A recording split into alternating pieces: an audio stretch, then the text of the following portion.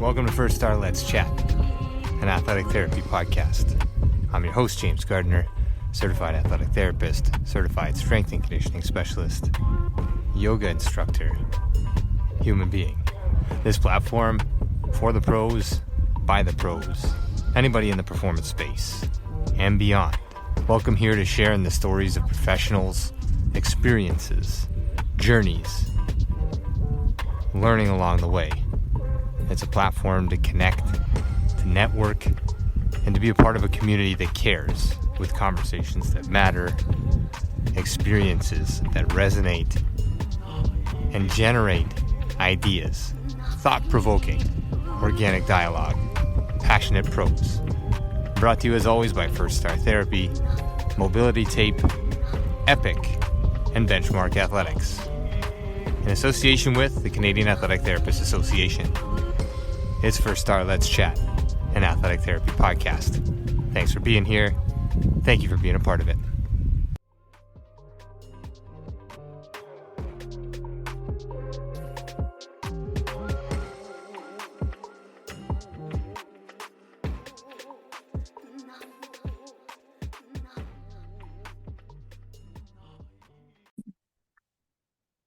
All right, we're still here, joined by Brooke Jensen, fellow Canadian. Going to get to that in a minute. We're in the research exhibitor hall here with some posters. So for the background noise, for those people coming in, coming out, for our listeners out there, this is a live event, live recording from World Congress. We're just in a bit of a different space this time. So thank you for listening. Thank you for being here, Brooke, for taking the time to be here as well.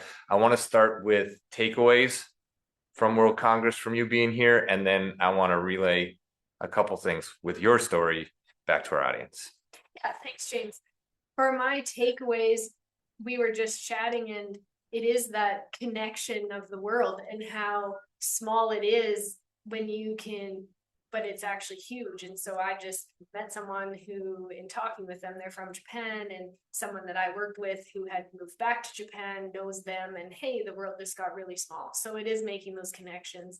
It's even reconnecting with other people. And then from the topics that I've listened to, big connections or big common themes are that communication piece. And really, almost everyone I've listened to when they've talked about athlete work and working with athletes, it is that athlete-centered care. And it's nice to hear, because sometimes depending on other places that you've been or other people that you've talked to, it seems like maybe they're not as centered around athlete-centered care. And the other piece to that, maybe like, if I can jump on top of that one, is it looks and feels and plays different through different lenses and different scopes and different parts of the world. Like I can say athlete-centered care, and that may take on a more physical role, that may take on a more psychosocial role, that may take on a more prescriptive role if it comes to some of the other guests and some of the other topics. Is that fair capture? Definitely. It can look different, but I think the theme is that everyone's, you could say, heart or soul is in athlete welfare, and knowing that that is what we are here for. Yeah. We are here for athlete welfare. We are here to make it so they can do what they want to do, and they can do it as amazing humans. And we can do something that we enjoy doing, hopefully, in support of that. Yeah. Awesome. We met, I think, in person for the first time a couple nights ago here in Dublin. So it just took an international flight, a little bit of jet lag, an international event to have that happen. You're Canadian, I'm Canadian, you're in Edmonton, I'm in Toronto, we're both in Dublin. That's the capture. But you do some really interesting work. You work in a multidisciplinary clinic, which again, how does that play? How do you play in the sandbox? How do others play with you, the athletic therapist that may or may not be a known commodity in Canada or in Edmonton or whatever? So that's the first part. The second part to that is you do some amazing work in rodeo, which not a common experience. So obviously some expertise there. So let's start with wherever you want to go. Yeah. Multidisciplinary. The clinic space that I'm in, it is a multidisciplinary clinic space. I'm fortunate when you say, would people know who athletic therapists are? One of the founding physicians of that space, is one of the main sport medicine physiatrists, so specialists in Edmonton. And with that, he's worked with other athletic therapists. He's worked with athletic therapists in the NHL and the CFL and at the University of Alberta. And I was fortunate he had a kinesiologist in his practice, because as physiatrists, their longer Canadian title is physical medicine and rehab specialists. They're rehab docs. They know that rehab is important. But are they able to, in their time constraint, to touch that rehab piece? And is that still their strength? They're still a physician. So he had a kinesiologist in his practice, and then that person was moving on. And being that he'd worked with athletic therapists in his sport settings, he said, why don't I bring an athletic therapist into my practice to elevate that scope and what an athletic therapist can bring? And I was fortunate. He went to our head athletic therapist at the U of A and said, hey, who do you think could fit this role? And my name was put forward. So that came to me instead of me searching for it. Nice. And yeah, I mean, that was a long time ago now, like almost 20 years ago now. And we've rolled with that. And one of the biggest things is the key slogan on our clinic used to be patient-focused care. And it was him with his sport experience, myself with sport experience. Some of the other physiatrists, they work in rehab hospitals with like complex cases like burns and spinal cord injuries, but all of those settings have a rehab team that's in the trenches, in the same space, at the same time with the patient, with real-time communication happening all the time. And with that, we wanted to be able to bring that to the non-hospital or non-sport private clinic environment. Yeah. And at times we've called it locker room medicine. And it can look like someone has their appointment for an acute injury and they come in and they see me. And I will do your history and physical exam. And then just like if we were in the locker room and you'd go, hey doc, come look at this. I walk out, we conference, I say, hey, this is what I found. This is what's going on. This is what I think it is. The doc goes, great. They go in, maybe confirm a few things and do the education piece. Okay. And that's, for us, that's what we would do side by side in the sport med room. Yeah.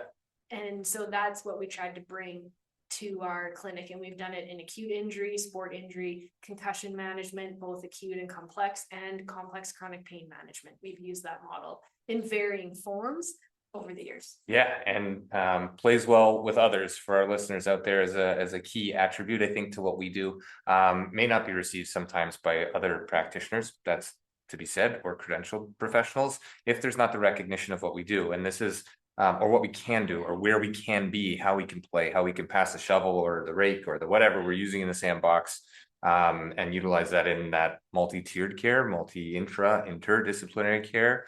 And that's a bit of what this conference is about. It's like, let's see where it plays, how physicians are using athletic therapists as their right and left hands to sort of be sidelined, but also be driven on rehab, also be driven on research. So really cool capture. And again, for our audience, some Canadian students, some Canadian therapists that may or may not know that these types of things actually do exist, and people do know what athletic therapy is, and there is a role to be played in aligning with a physiatrist, a sport med doc, somebody who understands this profession. It works two ways. It's a reciprocal thing. It's not just, hey, you do all this work, I'll do all this work. It has to go back and forth. Fair capture? Definitely. And I think, I listened to a talk yesterday on creating interdisciplinary teams here, and I was interested in it because that's been my whole career.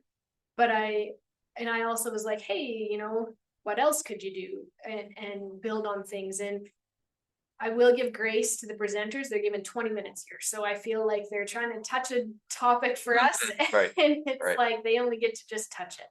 And it was talking a lot about making your referral network, I felt, in terms of creating an interdisciplinary team, which is important. And it can be, yes, I know that this person needs the skills of a physiatrist, let's say, so I'm going to refer them to them.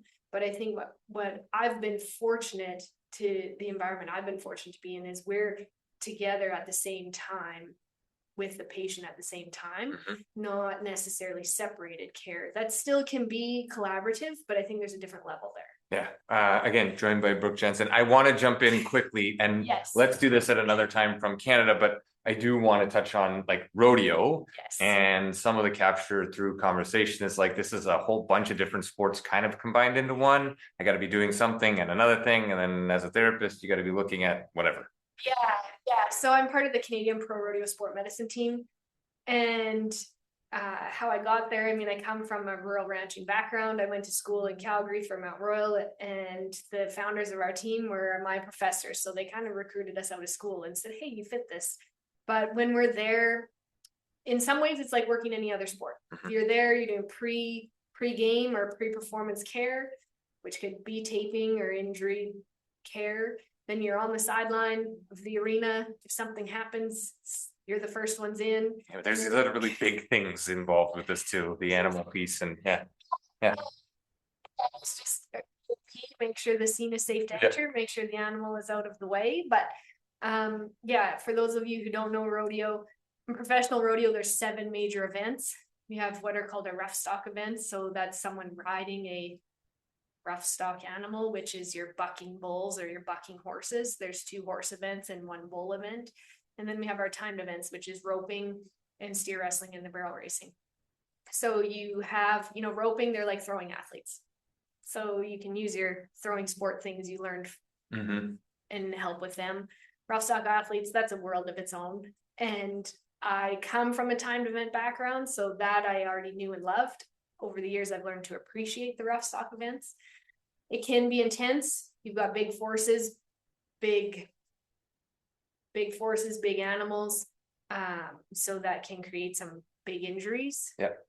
But I would still say it's still a low percentage, right? Lots of it is still your knee, blow out your ACL or dislocate a shoulder, which we can have in other sports. But we do get the big traumas of getting stomped on, and we send you to the hospital and you've got a broken ribs and a small hemothorax and bleeding on your liver or something like that, right? So not common in some, but contact sports and different contact. I think it's fascinating because of that, all of those pieces. And the piece that comes to mind for me that we're going to dive in on, if you're okay with it, a little later on in a full session once we're back home and recovered from taking all of this in too. But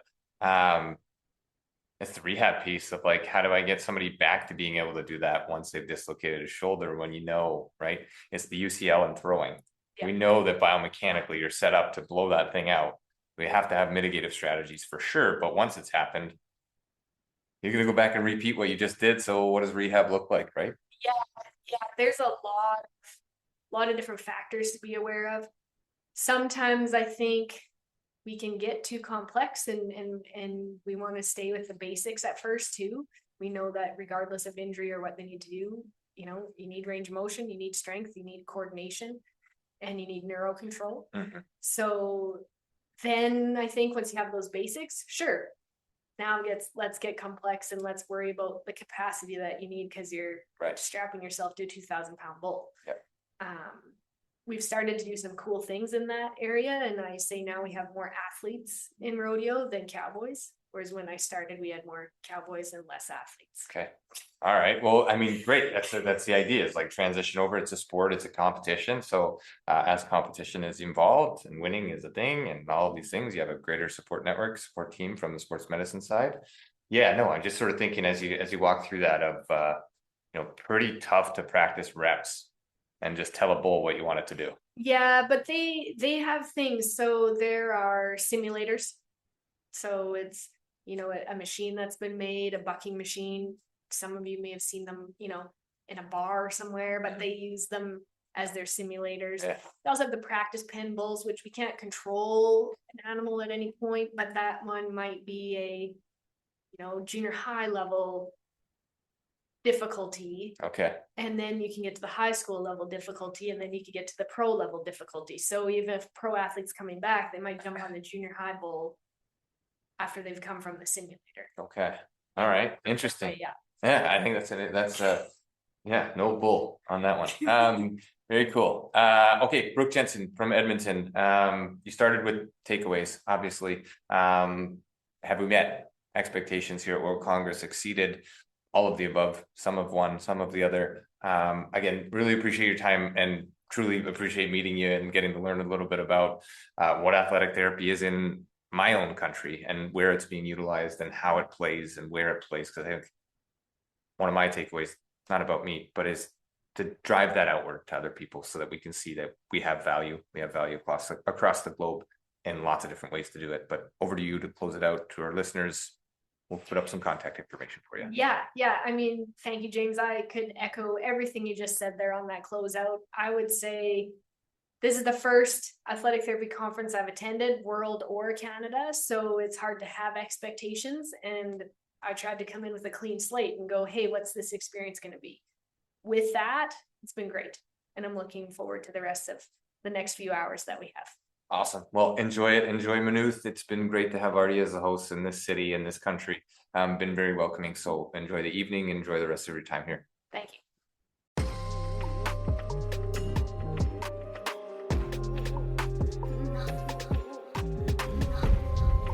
Thanks again for being here. Thanks for listening. Thanks for being a part of this community. Check us out online, firststartherapy.com. That's FIRSTAR therapy.com. Or email us with feedback, consult@firststartherapy.com. CONSULT@firststartherapy.com. On Instagram @firststar.therapy, and our podcast host @letschat.at. This is First Star Let's Chat, an athletic therapy podcast.